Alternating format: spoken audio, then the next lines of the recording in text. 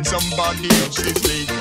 We made it to Galaxy's Edge. So we are here today for our reservation and I'm gonna check it out. I'm really excited. I'm kind of nervous. If anybody can guess who I'm bounding as today, you get major points. I'll show you at the very end. See if you can guess. Let's go check out Galaxy's Edge.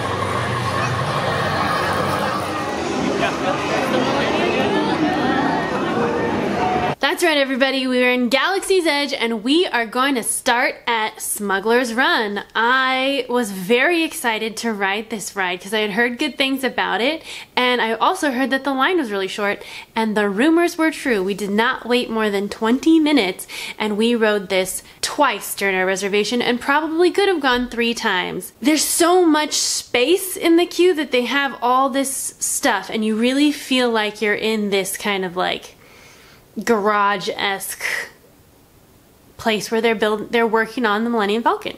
And even if you want to ride this ride a little, you know, maybe one more time with just a few minutes to spare, ride the single riders. It takes you straight onto the ride. You don't get to see a lot of the like pre-show stuff. You kind of go straight into the hangout area, but it's very fast. Once you go through the queue, you are given your color cards and you get to just hang out in the lounge of the Millennium Falcon while you're waiting for your color to be called. And then once you get up there, you're given your position, which is 3.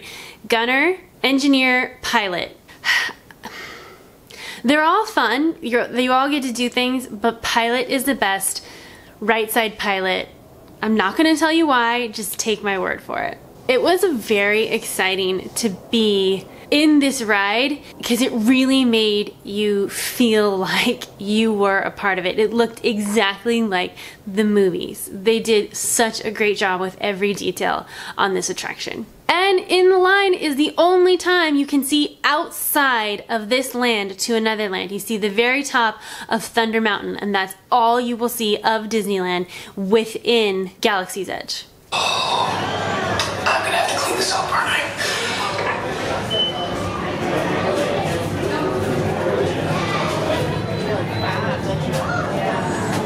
Also on this ride, we meet a character from Star Wars world that a lot of you may not be familiar with. It's Hondo from Star Wars Rebels. I think he was in the Clone Wars too.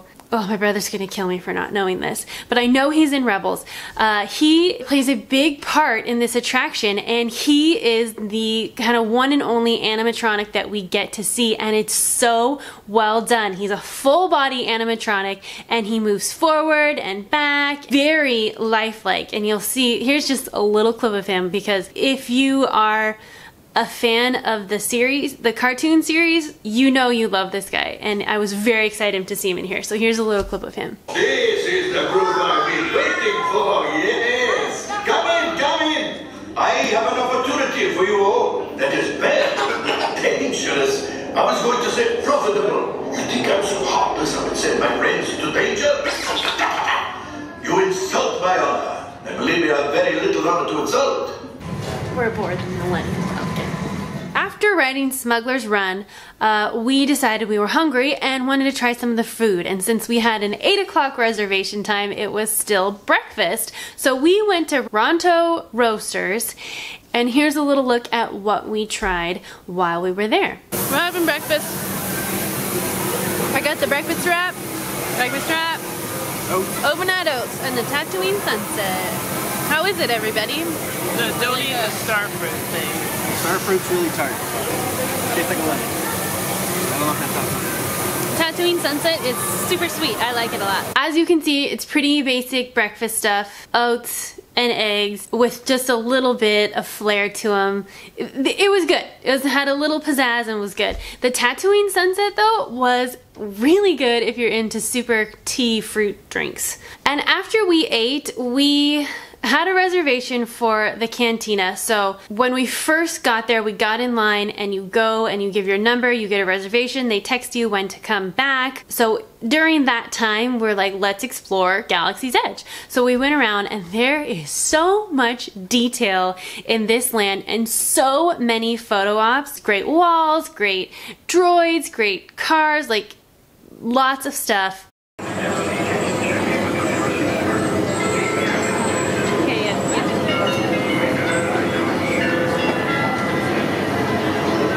And then we finally got our text that our reservation was ready at Oga's Cantina. This was the longest wait and biggest deal in this land. I think because you could get alcohol. So this is where everybody wanted to be. So when our reservation was ready, we're like, okay, here we go. So then we go in.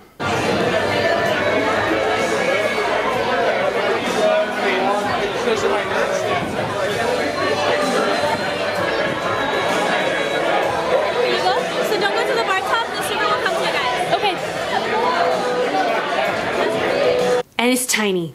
It is a small little cantina and it is limited drinks. Like, it's not a full bar. You get to choose from the list, no substitutions. Yeah, and the drinks were interesting.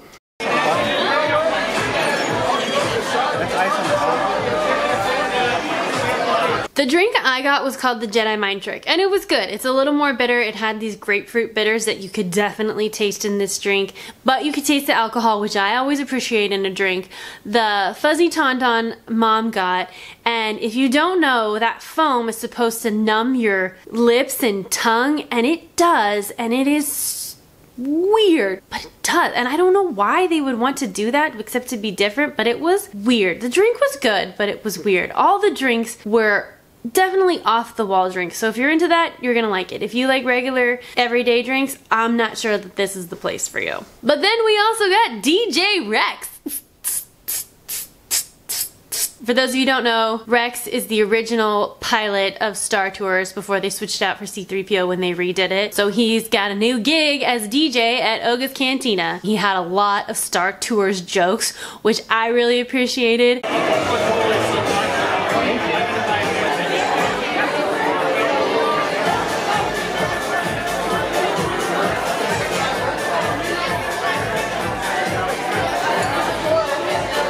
They definitely have a system. So like, they're ready for you. They take you directly to where you're gonna stand, sit, or hang out. You stand there, someone comes to you, you never leave where you're at. It's all very streamlined, like, and you follow the rules when you're in there. So you get there, you order, you pay, you get your drinks, and you get out. And after we finished up the cantina, we decided to kind of walk around a bit again. And what I liked about this is that the characters are out and just walking in the land. Normally, when we want to meet them, we've got to go to Launch Bay. Here, they are just out walking, and they are mainly in the Critter Countryside where the new attraction is going to be. Right now, it's nothing really except a few little pop-up shops and photo ops. It's a little less crowded. We got to meet Ray. Can I get a picture with you? All right. Looks like you're yeah, I think we could pilot that. perfect. Of course, we saw stormtroopers. And my favorite, Chewie.